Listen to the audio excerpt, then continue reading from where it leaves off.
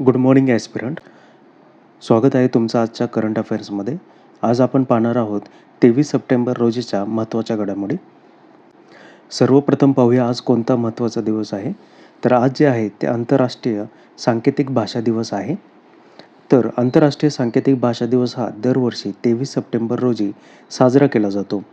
संयुक्त राष्ट्र महासभेने 2018मध्ये आंतरराष्ट्रीय सांकेतिक भाषा दिवस साजरा करण्याची घोषणा केली होती. हा दिवस कर्णबधिरांच्या विकासासाठी महत्त्वाचा मानला जातो. या दिवसाची निवड 23 September he world federation of the डेफ म्हणजेच WFDची स्थापना झाल्याच्या दिवशी झाली आहे. आणि WFDची स्थापना जी आहे ती 23 सप्टेंबर 1951 रोजी झाली आहे. सांकेतिक भाषेचे महत्त्व समजावून देण्यासाठी आणि लोकांना सांकेतिक भाषेची जाणीव करून देण्यासाठी हा दिवस साजरा केला जातो. तर यावर्षीची थीम पाहूया. Sign up for sign language rights ही जी आहे ती 2024ची जी आहे ती थीम आहे. आजचे आपले MCQ सुरुवात करूया. पहिला आहे नार्कोटिक्स कंट्रोल ब्युरो म्हणजेच NCBच्या महासंचालकपदी कोणाची नियुक्ती झाली आहे. आणि याचं अचूक उत्तर आहे अनुराग गर्ग. तर अनुराग गर्ग यांची जी आहे ती नार्कोटिक्स कंट्रोल ब्युरोच्या महासंचालकपदी निवड झालेली आहे. यानंतरनं पुढील क्वेश्चन पाहूया. क्वेश्चन नंबर 2 आहे महाराष्ट्र रिअल इस्टेट रेग्युलेटरी ऑथॉरिटीच्या म्हणजेच महारेराच्या अध्यक्षपदाचा कारभार कोणी स्वीकारला आहे. आणि याचं अचूक उत्तर आहे ऑप्शन क्रमांक C मनोज सौनिक. तर मनोज सौनिक यांनी जो आहे तो महारेराचा कारभार सांभाळलेला आहे. आता या महारेराबद्दल थोडक्यात माहिती पाहूया. तर महारेरा म्हणजे Maharashtra real estate regulatory authority. याची स्थापना जी आहे ती 1 मे 2017 रोजी रेरा या कायद्याअंतर्गत झालेली आहे. आता हा कायदा का करण्यात आला तर घर खरेदीदारांचे संरक्षण करण्यासाठी तसेच या व्यवहारात पारदर्शकता आणि रिअल इस्टेट प्रकल्पांचे नियमन करण्यासाठी जे करण्यात आला आहे. आता जे काही बिल्डर्स असतील त्यांना आपल्या प्रोजेक्टची जी आहे ती नोंदणी महारेराच्या अंतर्गत करणे बंधनकारक आहे. तसेच प्रकल्पाची माहिती जसे की त्याची लेआउट, मंजुरी आणि प्रगती ही जी आहे ती ऑनलाईन उपलब्ध करणे आवश्यक असते. तसेच ग्राहकांकडून घेतलेल्या 70% निधी स्वतंत्र बँक खात्यात ठेवणे आवश्यक असते. तसेच जर का खरेदीदार आणि बांधकाम व्यावसायिकांमधील काही वाद तर तो वाद येथे जलदपणे सोडवला जातो. क्वेश्चन नंबर 3 पाहूया. प्रत्यक्ष करांच्या वादावर तोडगा म्हणून घोषित करण्यात आलेली विवाद से विश्वास 2.0 ही योजना देशात कधीपासून अंमलात येणार आहे. तर याचं अचूक उत्तर आहे ऑप्शन क्रमांक C 1 ऑक्टोबर 2024 पासून जी आहे ती ही योजना अंमलात येणार आहे. यानंतर पुढील क्वेश्चन पाहूया. क्वेश्चन नंबर 4 आहे महाराष्ट्र ST महामंडळाच्या अध्यक्षपदी कोणाची नियुक्ती करण्यात आली आहे. आणि याचं अचूक उत्तर आहे ऑप्शन क्रमांक D भरत गोगावले. तर भरत गोगावले जे आहेत त्यांची नियुक्ती महाराष्ट्र ST महामंडळाच्या अध्यक्षपदी करण्यात आलेली आहे. क्वेश्चन नंबर 5 आहे कोणता देश प्रथमच विश्व सहकारी परिषदेचे यजमानपद भूषवणार आहे. आणि याचं अचूक उत्तर आहे ऑप्शन क्रमांक B भारत. तर भारत जो आहे तो यावर्षी प्रथमच विश्व सहकारी परिषदेचे यजमानपद जे आहे ते भूषवणार आहे. क्वेश्चन नंबर 6 पाहूया. कुष्ठरोग मुक्त होणारा जगातील पहिला देश कोणता ठरला आहे. आता जर का तुम्ही आमचा कालचा व्हिडिओ पाहिला असेल तर त्यामध्ये आपण ॲडिशनल इन्साईटमध्ये याची माहिती दिली होती, ज्याचं की उत्तर आहे ऑप्शन क्रमांक C जॉर्डन. तर जॉर्डन हा कुष्ठरोगमुक्त होणारा जगातील पहिला देश जो आहे तो ठरलेला आहे. आणि याला मान्यता जी आहे ती WHOने दिलेली आहे. क्वेश्चन क्रमांक 7 पाहूया.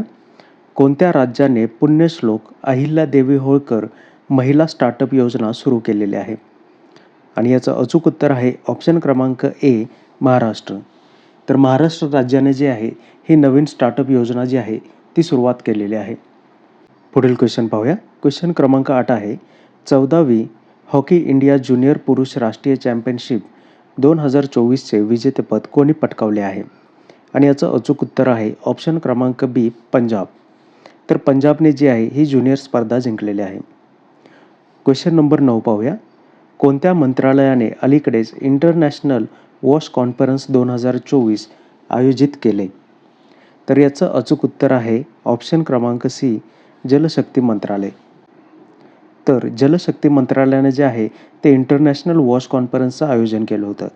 आता या संदर्भात काही ॲडिशनल इन्साईट पाहूया. जलशक्ती मंत्रालयाच्या पेयजल आणि स्वच्छता विभागातर्फे आयोजित आंतरराष्ट्रीय वॉश कॉन्फरन्स 2024 ज्याचं काही आयोजन केलं होतं नवी दिल्लीमध्ये आणि याचा कालावधी होता 17 ते 21 सप्टेंबर. सध्याच्या आणि भावी पिढींसाठी जलस्रोतांचा न्याय आणि कार्यक्षम वापरासाठी संवाद आणि सहकार्याला प्रोत्साहन देण्यासाठी जे आहे याचं आयोजन करण्यात आलं होतं. आता या परिषदेची थीम पाहूया. तर शाश्वत ग्रामीण पाणीपुरवठा जी आहे ही या परिषदेची थीम होती. या परिषदेच्या माध्यमातून जागतिक पाणी स्वच्छता आव्हाने हाताळण्यावर लक्ष केंद्रित केले जाईल.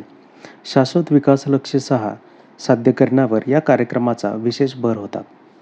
पुढील क्वेश्चन पाहूया. क्वेश्चन क्रमांक 10. नदी उत्सव 2024चे उद्घाटन कोठे झाले?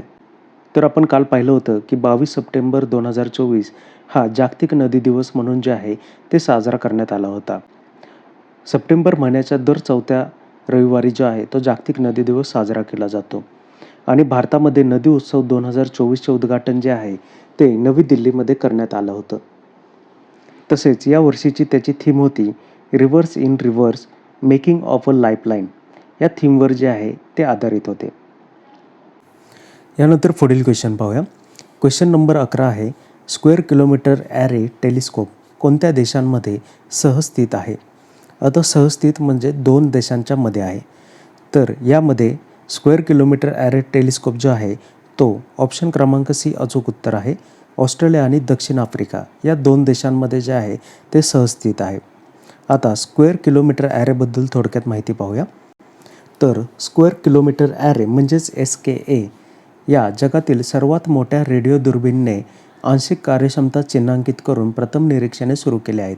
म्हणजेच काय तर SKA जे आहे ते आता वर्किंगमध्ये आलेलं आहे आणि त्याने आता रीडिंग घेण्यासाठी जे आहे ती सुरुवात केलेली आहे. SKA हा सर्वात संवेदनशील रेडिओ दुर्बीण तयार करण्याचा एक आंतरराष्ट्रीय मेगा विज्ञान प्रकल्प आहे आणि याचं जे मुख्यालय आहे ते UK मध्ये आहे. आता हे महत्त्वाचं आहे कारण यामध्ये जे देश आहेत सहस्थित ते आहे ऑस्ट्रेलिया आणि दक्षिण आफ्रिका, परंतु त्याचं मुख्यालय जे आहे ते UK मध्ये आहे. त्यामुळे परीक्षेच्या दृष्टीने हे महत्त्वाचं आहे. यानंतर क्वेश्चन क्रमांक 12 पाहूया. स्वच्छता ही सेवा 2024 मोहिमेची थीम काय आहे? आणि याचं अचूक उत्तर आहे ऑप्शन क्रमांक 1.